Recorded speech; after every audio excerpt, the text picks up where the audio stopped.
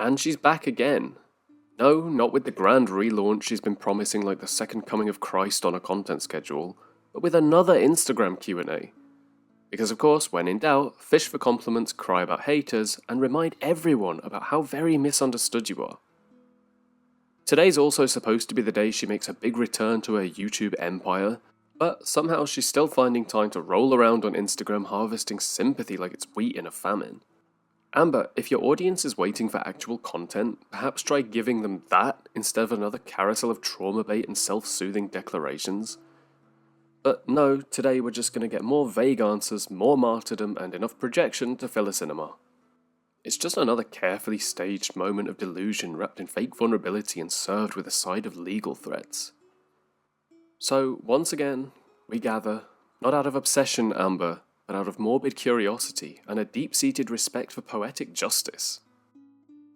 Cyberbullying is real, yes, and it's a serious issue that affects so many people who've done nothing to deserve it. But we can't confuse consequences with cruelty, or criticism with abuse. Amber isn't being ambushed in the night, she's reaping what she broadcast, for a decade, on purpose. There's a reason the reactions are louder than the applause. And it's not because the audience is cruel, it's because the performer won't stop tripping over her lines and blaming the spotlight. She can feel better all she wants, but let's not pretend the internet woke up one morning and decided to target some random woman. She lit the match, fanned the flames, and now wants pity for smoke inhalation. It's fascinating, isn't it? She's losing her mind over bullying, yet her content's the one that's been flagged by the algorithm like it's trying to perform an intervention. She wants to weaponize YouTube policy like a toddler wielding a lightsaber. No training, all tantrum. But again, the platform has taken down her videos, not the reactors. Hers. If reaction channels were breaching terms, they'd be gone. But they're not. Because commentary, criticism, and transformative content are very much allowed. What's not allowed is manipulation masquerading as redemption, threats disguised as warnings, and stuffing your face while crying about mental health. She keeps saying it's not allowed, but YouTube seems to disagree. Her cameo sabbatical. Because saying happy birthday while slumped on your couch is just so emotionally taxing. She charged a small fortune to record 30 seconds of nothingness, often forgetting names, slurring through the messages, and sounding like she'd rather be chewing the wall. But even that's on pause, because apparently pretending to cry and making thirst traps on TikToks takes precedence. Amber, if you need a break from phoning it in, maybe the issue isn't burnout. Perhaps the issue is that effort never entered the room to begin with. This is quite funny. A show about trauma, manipulation, and women spiraling into chaos. I wonder why that resonates. But yes, thank you, Amber, for your attempt at relatability. A little jaw on the floor moment to show the girlie she's just like us. She watches TV, she feels things. She consumes media like a humble human and not a roving PR disaster in stained leggings. But what's next? A BuzzFeed quiz about which pizza topping matches your aesthetic? Keep the illusions coming, Amber. We need something to believe in. So there is a chosen one permitted to speak without invoking wrath. For now. But this is Amberlynn Reid we're discussing. Loyalty lasts exactly as long as the compliments flow. The second a reaction channel utters something less than worshipful, one critical syllable, one stray breath of accountability, it's over. They're labelled as just another hater, another bully, or another jealous, obsessed reactor. So, Elizabeth, enjoy your throne while it lasts, but remember that all queens are disposable in Amberlynn's court. This is a classic Amber maneuver, technically correct, but still hollow. She'll claim she respects pronouns and then turn around and deliberately use the ones that sting the most if the mood suits her.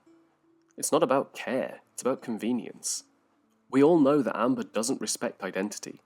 She weaponizes it when challenged and forgets it when she's unbothered. Saying you understand something isn't the same as acting like you do. She ate salty crab up. Did she?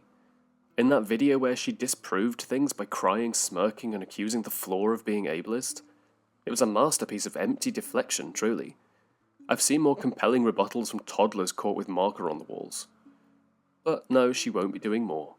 Not because she's above it, let's not pretend there's any high road here, but because because it didn't work. She came out looking worse, not better, and she could feel the echo of her own flailing. Smugglin tried to throw a punch and tripped over her own ego, and she won't risk that again. This is a rare, solemn moment. It's almost touching, if it came from someone with even a hint of consistency. Because here's the contradiction, wrapped in glitter and self-pity. She speaks of addiction like a generational curse that she wishes to cure, which is fine and noble, but she uses that addiction as a shield when it's convenient and a weapon when she's cornered. She commodifies the struggle and turns the pain into currency. She exploits the word addiction when it suits her narrative and casts it off like a costume between acts. So, is the wish sincere? Maybe. But what would she hide behind if she didn't have her addiction? What could she use for sympathy if she didn't have traumatizing family stories to tell?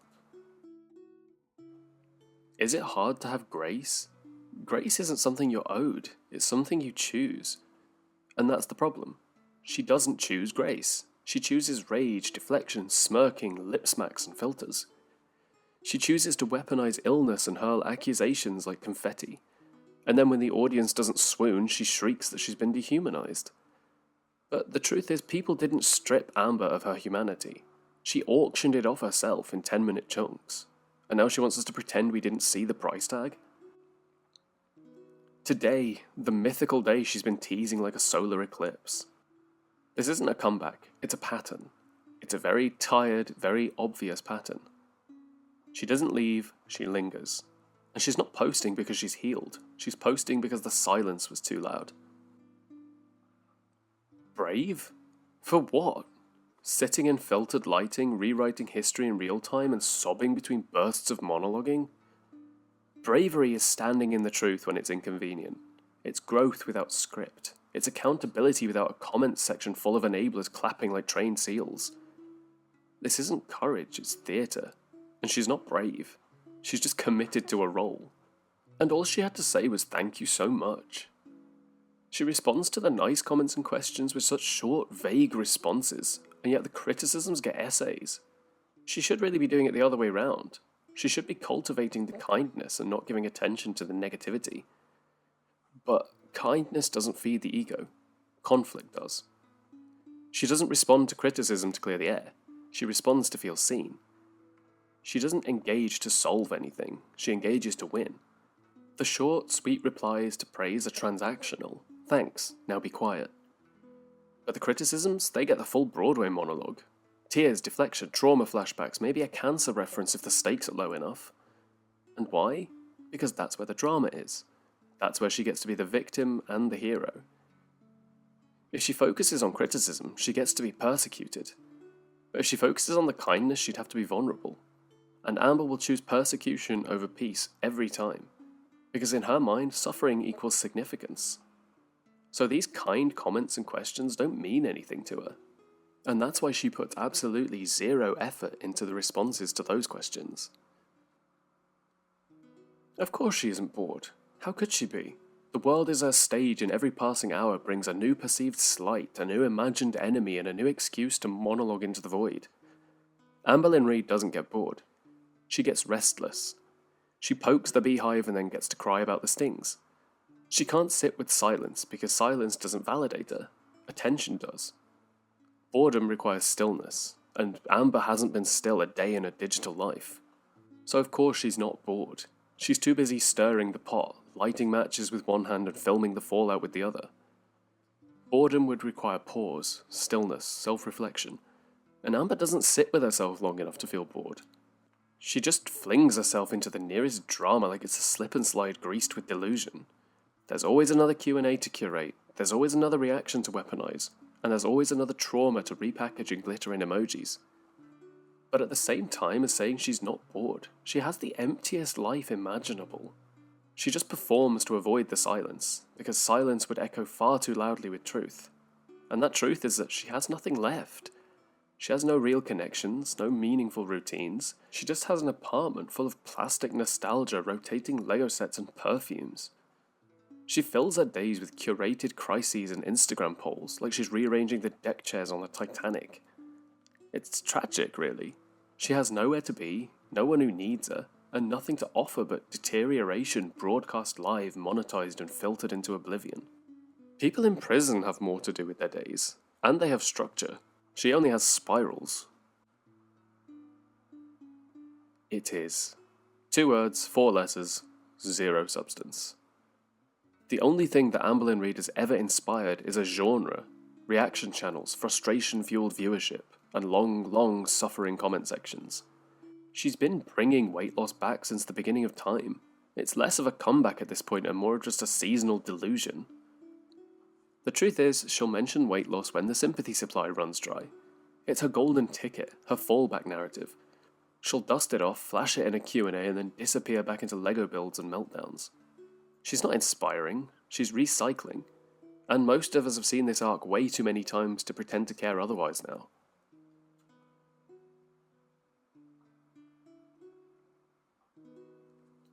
This is the inevitable pivot. They edited out my side to make me look bad. The classic Reid refrain. We've entered the part of the play where accountability slips off stage and the fog machine of victimhood rolls in. Beck and Destiny used her for money, she claims. It's funny how every ex, every friend eventually becomes a manipulator in her story. Every falling out ends with Amber sitting alone on a throne of righteous tears, insisting they were just after her gold. But the only treasure she's got is a dwindling YouTube income and a new Lego haul. And no one's claiming that Beck and Destiny were perfect angels. But they didn't have to make her look bad. She filmed it herself for 10 years. More of a prose girly. The literary stylings of Amberlynn Reid. I say we do some dramatic readings. We can set them to ominous strings, maybe some candlelight. We can give her prose the stage she thinks it deserves. Because if Amber insists on calling herself a writer, then it's only fair to call it what it is. Unintentionally hysterical. Translation for this answer? I'll go live when I want attention and pretend it's for my stream queens. Until then, keep paying your $10 for the privilege of watching me blink into the void and chew on processed meat products. She doesn't care about live streams. She cares about control. Public streams invite way too much critique. Member streams, that's like a safe little terrarium where the soil is made of flattery and no one dares mention reality unless they want the boot. But even then, the haters get through and she just ignores them. So she won't be going live for everyone until she's desperate enough. And she will be. This is a fascinating answer considering the sheer lack of ownership that ever follows these so-called recognized meltdowns. If you're aware in real time that you're spiraling into a public performance of tears, tantrums, and targeted deflection, and you still choose to live stream it, post it, monetize it, and weaponize it, then what exactly are we supposed to take from that? Because if you know it's a meltdown while it's happening and then still proceed to hurl accusations, shift blame, and call people ableist, fatphobic, or bullies mid-sob, then that's not just BPD. It's manipulation. It's polished, it's practiced, and pathetically transparent. Of course, just another empty thank you. Just a breadcrumb tossed out to a follower. No elaboration, no warmth. Just enough to screen capture and parade as proof that she still has fans. Because that's the point, isn't it? Not connection, not gratitude. Optics. She answers praise with dismissive brevity, not because she's humble, but because she doesn't need to engage with those who already serve the narrative. It's the criticism she feasts on. That's where she performs. That's where the soliloquies happen. Supporters are just pawns. They're useful but dull. Enemies are the mirror she can't stop looking into. Where did she get her coffee table? Well, that's a great mystery finally solved. So exotic. Amazon. You'd think for someone who drapes herself in trauma and grandiosity like a shawl, the interior decor would be, I don't know, meaningful? Maybe a reclaimed piece from a rustic shop with a story? A haunted antique salvaged from a Victorian orphanage or something? But it's just boring, flat-packed, algorithm-recommended, mass-produced mediocrity. Just like her. Nothing about Amberlynn Reid is random. Every answer is selected with the precision of a politician dodging accountability. She doesn't choose at random. She chooses what flatters, chooses what victimizes, and chooses what furthers the narrative of poor Amber, tragic starlet of the YouTube stage. And we can't pretend for a moment that the difficult questions, the ones with weight, with evidence, with teeth, are anywhere near the draw pile. She leaves those ones unopened, or better yet, blocks the sender. Afraid to get a tattoo. Shocking. Amberlynn Reid, paralysed by commitment. Who could have seen that? ASMR every night, of course, because it's just a curated whisper world where no one argues with her, no one questions, and everything's soft and soothing. Fantasyland on demand. Reality filtered out like a livestream face. She mentions choosy so casually, like it wasn't psychological warfare disguised as an ex-lover's game. It was basically a saw trap, and she talks about it like it didn't involve emotional manipulation, ultimatums, and borderline hostage tactics.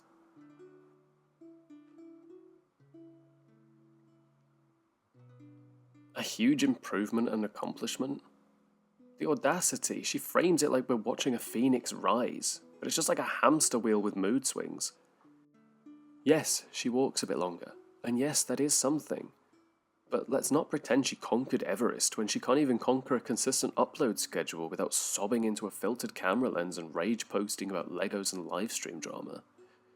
The walking may have improved, but she's objectively in a worse place now than ever before. She's isolated, she's volatile, she's addicted to engagement, and she's just spiraling from one fabricated crisis to the next. You can walk a mile and still be going in circles. Joking, I'd never do that. Of course. The classic just kidding defense. A veiled threat lacquered in fake playfulness. It's her preferred currency. She wants you to believe she's above it all, unbothered, merciful, practically saint-like for not decimating the reaction channels with her almighty copyright powers. But this is the same woman who already tried it, multiple times, and failed miserably. It's not that she's not interested. She's not allowed. And every time she brings it up, it's just a quiet little tantrum wrapped in a wink. A reminder that she wishes she could silence every critic, every reactor, every truth. But the system doesn't work in her favour. Tragic, truly. Maybe she should copyright that narrative. She certainly used it enough. The classic, I would, but the weather. Rain, sleet, snow, or existential crisis, Amber will always find a reason that movement is just impossible right now, you guys. Wildfires, winds, frostbite, locusts, plague, the wrath of Poseidon himself. There's always something standing between her and that mile. And let's be honest, the only thing she's walking is the tightrope between self-victimization and smug delusion. But sure, any day now Twinkie will be leading her through the cherry blossoms in slow motion like a music video. I promise she will not go on these walks, but she will tell us about how she almost did. Damn, that hit. Oh, did it? Right in the selective memory gland? Amberlynn Reid, patron saint of the emotionally exploited, shedding a single tear because others are benefiting from her pain. Yet, where was this energy when she was filming her exes? When she was weaponizing their trauma for content? When she monetized abusive dynamics, desperate moments, and grief for views, sympathy, and coin? She didn't just benefit from the pain of others, she packaged it and marketed it and built her own channel on it. But now the spotlight turns and suddenly we're in the era of Saint Amber, defender of the downtrodden. It's remarkable how quickly the mirror fogs when she's the one being looked at. And then the sovereign legal scholar logs on. Amberlynn, I'm not having a debate read, delivering a full courtroom monologue from the bench of her own delusion, blissfully unaware that transformative content is in fact the entire point of fair use. Let us all bask in that irony. She claims she'd win in court because people make jokes about her body or say mean things. Meanwhile, her own channel's just a decade-long exhibition of documented cruelty and mockery. If mockery were illegal, she'd be doing life without parole and no buzzball privileges. If she could take down reaction channels, she would. She's tried, and she failed. And now she pretends she's simply choosing mercy. I just want to take a brief flicker of time to educate the self-proclaimed litigator of the live streams. I know I'm obviously not in the US and copyright law there might be different, but transformative content, legally speaking, is the bedrock of fair use under copyright law. It refers to any material that adds new meaning, expression, or purpose to the original content. You can't just simply repost something. You have to comment, critique, parody, or repurpose it in a way that alters the original intent or audience takeaway. In essence, you transform it. Reaction channels, when properly executed, fall squarely into this category. They add commentary, they offer criticisms, they frame the original with new lens. So unless Amberlynn can prove that Geordie or the Ankle are lifting her content verbatim with no alteration or insight, she's got no legal leg to wobble on. And frankly, with her current record of misreading makeup labels, I highly doubt she'd even be successfully navigating copyright litigation anytime soon. But please, Amber, do keep threatening people who understand the law better than you do. It's adorable. It's like someone trying to sue the sun for being too bright. And then the social media lawyer has spoken. Case closed then, I suppose. I'll prepare the gallows for every reaction channel that dared say Amber looked smug on a Tuesday. Repetition does not void transformation. If that were the case, Saturday Night Live would be a crime ring serving consecutive life sentences. This imaginary legal counsel seems to misunderstand that copyright law is not a feelings-based system. You don't get to file because your ego's bruised, and you don't win because someone makes fun of your buzzball habit again. Reaction channels, especially the ones that add commentary and criticism, check all the boxes of transformative content. Your critics aren't stealing your content, Amber. They're analysing your behaviour. The fact that your behaviour is just so consistently mockable isn't copyright infringement. That's a you problem. And don't flatter yourself by claiming, I'm not suing. You can't. And that's the only reason that you haven't. So sit down, your delusional honour. Court is adjourned. But then she adds, not about that at least, and the implication just hangs in the air like a perfume. It's vague enough to sound mysterious, delusional enough to sound threatening.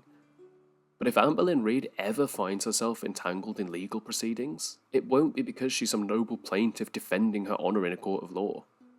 It'll be because of her own greedy, reckless, always running mouth finally delivering consequences faster than Uber Eats could. Don't forget that this is a woman who's falsely accused people of sexual assault, multiple times, publicly and carelessly. She throws life-destroying accusations like confetti. She weaves them into her drama arcs like it's just another vlog.